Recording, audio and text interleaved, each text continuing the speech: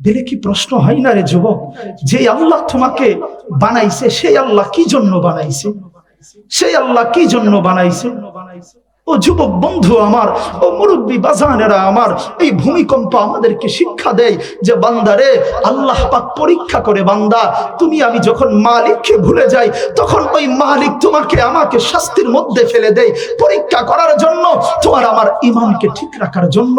এই জন্য আজকের থেকে আমরা তওবা করব, আমরা 5 ওয়াক্ত নামাজ ইনশাআল্লাহ করব, তো আদায় করব তো ইনশাআল্লাহ। ইনশাআল্লাহ ওয়াদা করতে পারি? আল্লাহকে ডাক দেন আল্লাহ, আরো জোরে আল্লাহ, আরো জোরে আল্লাহ। ও মালিক, ও মালিক, আমরা তওবা করতেছি, আর নামাজ ছাড়বো না আল্লাহ, আর নামাজ ছাড়বো না আল্লাহ। ও মালিক, আপনি তো রহমান, ও মালিক আপনি রহিম, ও মালিক আপনি তো গফফার, ও মালিক আপনি না আমাদেরকে দয়া করে বানাইছেন, আপনি না আমাদেরকে মায়া করে বানাইছেন আল্লাহ। ও মালিক আপনি তো রহমানুর রহিম আল্লাহ। ও আল্লাহ, ও আল্লাহ, আল্লাহ তুমি না আমাদের আল্লাহ। আল্লাহ গো, দুনিয়ার একজনের দরজায় গেলে তাড়িয়ে দিলে অন্য জনের দরজায় যাই মালিক, কিন্তু আমার তো আর কোনো মালিক নাই আল্লাহ। আয় আল্লাহ, আমাদের আর কোনো মালিক নাই আল্লাহ। ও মালিক তুমি আমাদেরকে মাফ করে দাও, ও মালিক আমাদেরকে মাফ করে দাও। আমরা তওবা করতেছি, আর নামাজ ছাড়বো না, আর গুনাহ করব না, আর নাফরমানি করব না। সকলে বলি আল্লাহুম্মা আমিন। মুহতারাম হাজরিন, আমার যুবক ভাইরা, আমার মুরব্বী বাজানেরা, আল্লাহ পাক আপনাকে আমাকে দুনিয়াতে পাঠাইছেন, কি জন্য পাঠাইছেন? এই যে আপনি আমি চলছি, আপনি আমি ঘুরছি, আপনি আমি যেমন ইচ্ছা তেমন করে চলছি।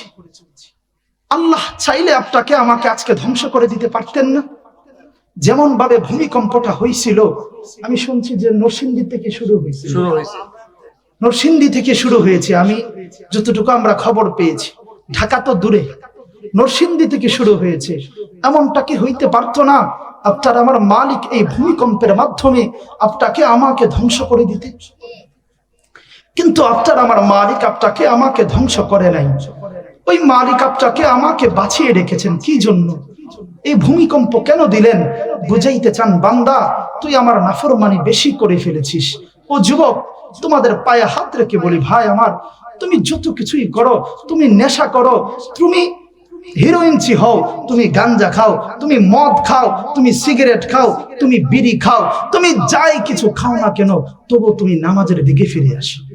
আল্লাহ আল্লাহ, নামাজের দিকে ফিরে আসো যুবক ভাই।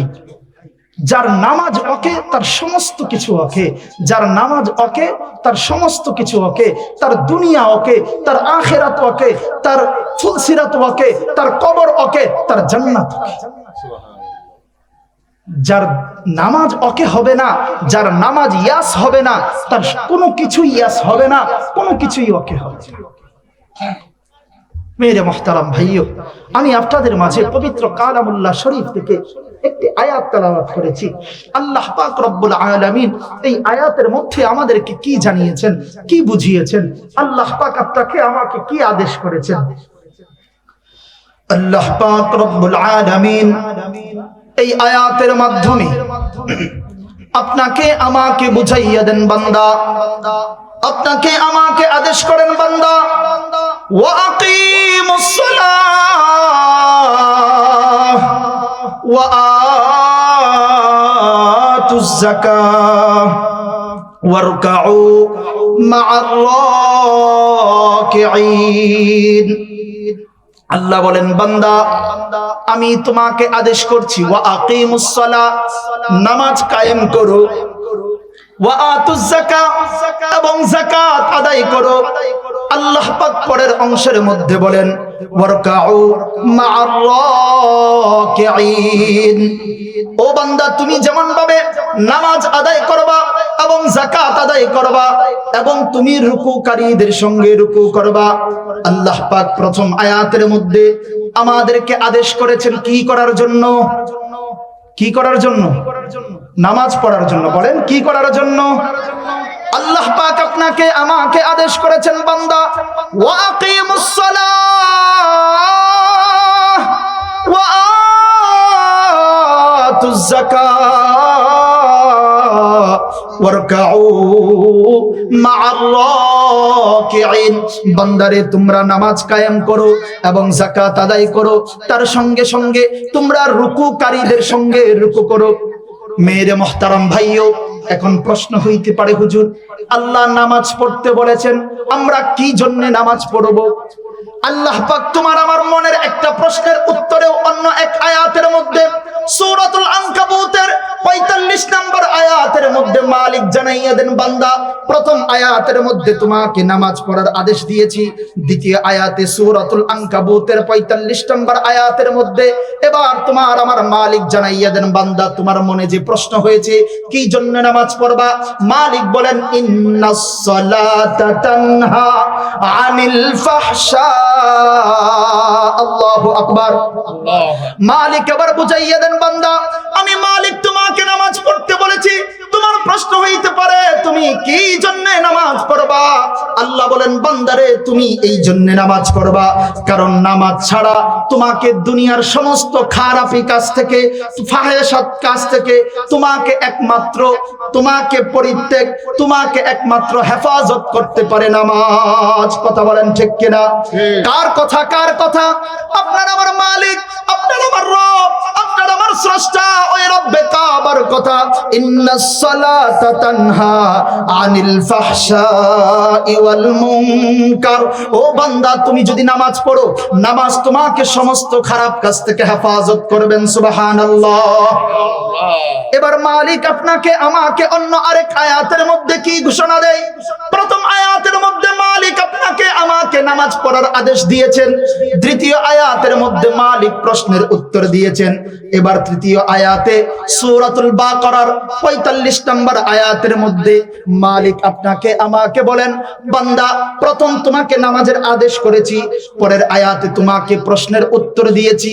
এবার আল্লাহ পাক তোমাকে আমাকে বুঝাইতে চান, বান্দা তুমি কিভাবে নামাজ পড়বা এবং নামাজের মাধ্যমে কি করবা। আল্লাহ পাক রব্বুল আলামিন সূরাতুল বাকারার ৪৫ নম্বর আয়াতের মধ্যে জানাইয়া দেন, ওয়াস্তাঈনু বিস-সাবরি ওয়াস-সালাহ। ও বান্দা গো, তোমাকে যেমন ভাবে নামাজ পড়তে বলেছি তুমি এখন কিভাবে নামাজ পড়বে? আল্লাহ পাক বলেন ওয়াস্তাঈনু বিস-সাবরি ওয়াস-সালাহ। ও বান্দা তুমি ধৈর্যের মাধ্যমে নামাজ পড়বা এবং নামাজের মাধ্যমে আমি মালিকের কাছে সাহায্য চাইবা। আল্লাহ কি বলছেন ভাই? বাজান কি বলছেন? ধৈর্যের সঙ্গে নামাজ পড়ার জন্য এবং নামাজের মাধ্যমে সাহায্য চাওয়ার জন্য। আপনি আমি সাহায্য চাই কিসের মাধ্যমে? কোথায় সাহায্য চাই? এনজিওর কাছে। আপনি আমি সাহায্য চাই গ্রামীণ ব্যাংকে, চাই না? চাই না? আচ্ছা বলেন তো, আমি যদি হযরতের কাছে, বাজানের কাছে যদি সাহায্য চাই, বাজান যদি আল্লাহ পক্ষ থেকে যদি বাজানের হুকুম না হয়, বাজান আমারে দিতে পারবে? তাহলে বাজানের কাছে সাহায্য চাওয়ার আগে আমার চাওয়ার দরকার ছিল কার কাছে? জোরে বলেন কার কাছে? আপনাদের পাওয়ার কি কইমা গেছে? আর ইমানি পাওয়ার দিয়ে কথা বলতে চিৎকার মেরে বলেন কার কাছে? যুবক, ইমানটাকে সর্বদা চাঙ্গা রাখতে হবে। কথা বলেন ঠিক নেই? কারণ যুবকের ইমান যদি ঘুমিয়ে যায় সমাজ ঘুমিয়ে যাবে। কথা বলা ঠিক নেই? এই জন্য যুবকদের আওয়াজ সর্বদাই আল্লাহু আকবারের ধ্বনি রাখতে হবে, আকাশ বাতাসকে কম্পিত করে। তোমার আওয়াজে যেন নাস্তিক মুরতাদ তারা ভয়ে কাঁপতে থাকে। আজকে মুসলমানের উপর এত নির্যাতন কেন? কারণ মুসলমানের হাতিয়ার যে লিল্লাহি তাকবীর, আল্লাহু আকবার, এই তাকবীর কমে গিয়েছে, এই তাকবীরের ধ্বনি কমে গিয়েছে, আওয়াজ কমে গিয়েছে। যতদিন পর্যন্ত মুসলমানরা লিল্লাহি তাকবীর, আল্লাহু আকবার ধ্বনি দিতে থাকবে, মুসলমান